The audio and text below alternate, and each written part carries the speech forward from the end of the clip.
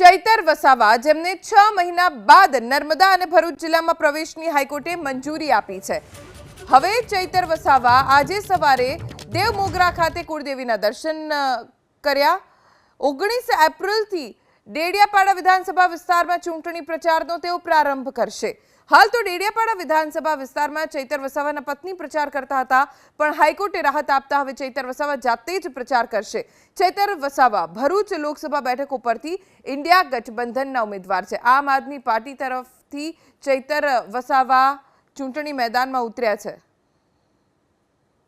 મારે નામદાર ગુજરાત હાઈકોર્ટમાં જે આગલા કેસમાં મારે નર્મદા જિલ્લામાં પ્રવેશબંધીની શરતો હતી એને અપીલ કરી હતી અમે, ત્યારે આજે નામદાર ગુજરાત હાઈકોર્ટે મારી અરજીને ગ્રાહ્ય રાખીને મને મારા મત વિસ્તારમાં નર્મદા જિલ્લામાં પ્રવેશવાની મંજૂરી આપી છે। ત્યારે આજે મને મારા વિસ્તારના જનતાઓની વચ્ચે અને મારા પરિવાર, મારા ગામની વચ્ચે જ્યારે મારે પધારવાનું થયું છે ત્યારે મને ખૂબ જ આનંદ થયો છે।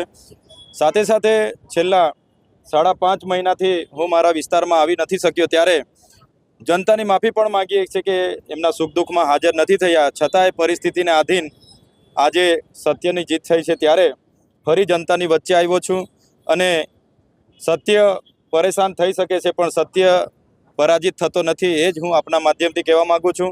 આવનાર દિવસોમાં લોકસભાનો ઉમેદવાર પણ છું અને સાથે સાથે જનતાની વચ્ચે આવવાનો મને તક મળી છે, ત્યારે આવો જ સહકાર, આવો જ પ્રેમ, આવા જ આશીર્વાદ તમામ લોકોના મને મળતા રહે અપેક્ષા રાખું છું।